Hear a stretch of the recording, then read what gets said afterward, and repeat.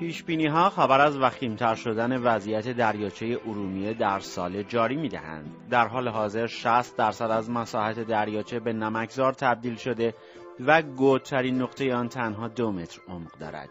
با پیش‌بینی کاهش بارندگی در طول سال 1390 و همچنین افزایش تبخیر سطحی به دلیل افزایش دما، کارشناسان محیط زیست سال بسیار دشواری را برای دریاچه ارومیه پیش بینی کرده اند. از طرف دیگر کاهش آبهای ورودی به دریاچه به دلیل سد ساختن روی رودخانه‌هایی که به آن می‌ریزند این بحران را جدی‌تر کرده است. به گفته مدیر کل حفاظت محیط زیست استان آذربایجان غربی، در صورت ادامه روند فعلی بین 3 تا 5 سال دیگر اثری از این دریاچه باقی نخواهد ماند.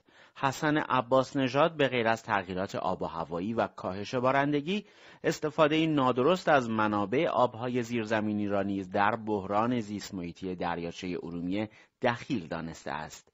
نماینده مردم ارومیه در مجلس نیز ضمن تذکر دادن به معاون رئیس جمهور و رئیس سازمان حفاظت محیط زیست از او خواسته است تا بودجه کافی را برای مقابله با نابودی این دریاچه اختصاص دهد.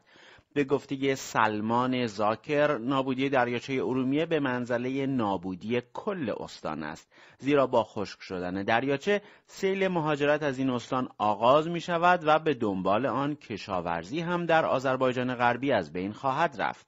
نماینده مردم ارومیه در مجلس ایران می گوید 3 سال پیش 230 نفر از نمایندگان مجلس نامه‌ای را در خصوص نجات دریاچه ارومیه به احمدی نژاد نوشتند، اما هنوز هیچ اقدام جدی در این زمینه انجام نشده است.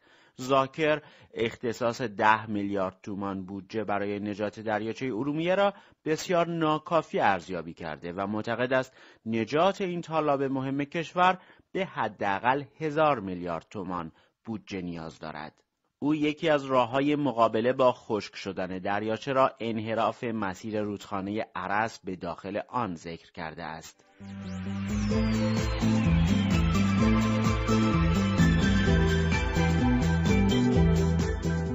کارشناسان محیط زیست از خشک شدن و شوره‌زار شدن این دریاچه به عنوان سونامی نمک یاد می‌کنند، زیرا با خشک شدن آن در حدود 8 تا 10 میلیارد متر مکعب نمک بر جای خواهد ماند. وقوع چنین اتفاقی علاوه بر عواقب زیست محیطی به طور جدی بر سلامتی ساکنان اطراف آن و به طور کلی بر استان آذربایجان غربی تأثیرات منفی بر جای می‌گذارد. تبدیل شدن دریاچه به شوره‌زاری با بیش از 8 میلیارد متر مکعب نمک سبب کویری شدن منطقه می شود و پراکنده شدن نمک در هوا به مشکلات تنفسی جدی دامن می زند. در همین زمینه محمدی زاده رئیس سازمان محیط زیست ایران اعلام کرده است دولت طرح‌هایی را برای مقابله با سونامی نمک در دریاچه ارومیه تصویب کرده که در صورت اجرای آنها مشکل این تالاب حل می شود. به گفته او یکی از طرح‌های دولت در این خصوص که همکنون هم در حال اجراست، جابجایی حوزه به حوزه آب دریاچه ارومیه است که با این کار طی 5 سال 700 میلیون متر مکعب آب به حوزه آبریز دریاچه ارومیه اضافه می شود. رئیس سازمان حفاظت محیط زیست کشور همچنین گفته است با اصلاح روش‌های آبیاری و به کار بردن روش‌های جدیدتر در منابع آبی صرفه‌جویی خواهد شد و به این ترتیب 1 میلیارد متر مکعب دیگر آب به دریاچه ارومیه وارد می شود. با این حال او افزود اجرای این روش به حداقل 3 سال زمان نیاز دارد. راه حل سوم نیز به اعتقاد او بارور کردن ابرهاست که به گفته محمدی زاده از امسال اجرا شده و در آینده نیز انجام خواهد شد. محمدی زاده در خصوص برنامه‌های کوتاه مدت برای رفع سونامی دریاچه نمک ارومیه نیز به پایگاه اطلاع رسانی دولت گفته است برای رفع مشکل این دریاچه باید بیش از 3 میلیارد متر مکعب آب تامین شود که تامین این میزان در کوتاه مدت امکان پذیر نیست و اجرای هر روشی در کوتاه مدت که حقابه را تامین نکند مشکل ساز است.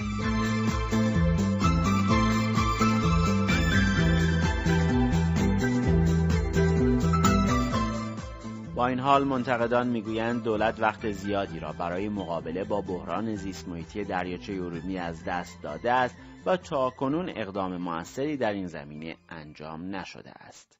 دریاچه ارومیه بزرگترین دریاچه درون سرزمینی ایران و دومین دریاچه بزرگ آب شور دنیاست و زیستگاه پرندگان مهاجر گوناگون و جزایر آن محل زندگی و زاد و ولد آنهاست. دریاچه ارومیه از سوی سازمان یونسکو به عنوان یکی از ذخیره‌گاه‌های زیستکره یا بیوسفر شناخته می‌شود و جزو پارک‌های ملی در ایران نیز به ثبت رسیده. پارک ملی دریاچه ارومیه به جز زیستگاه پرندگان گوناگون، محل زندگی تعدادی از پستانداران از جمله گوزن زرد و قوچ و میش است.